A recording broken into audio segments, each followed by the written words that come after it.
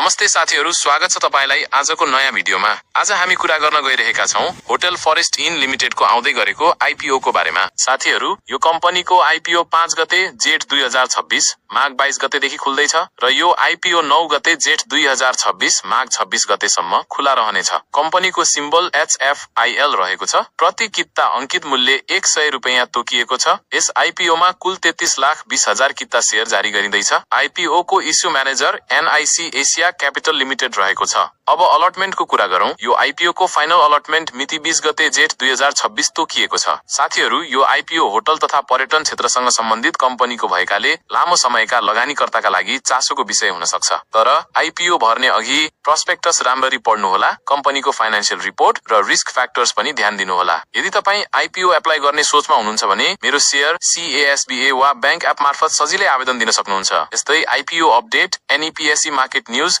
र share market सम्बन्धी सही जानकारीका लागि च्यानललाई सब्स्क्राइब गर्न नबिर्सनुहोला। भिडियो मन परे लाइक, शेयर र कमेन्ट पनि गर्नुस्। धन्यवाद। फेरि भेटौँला अर्को भिडियोमा।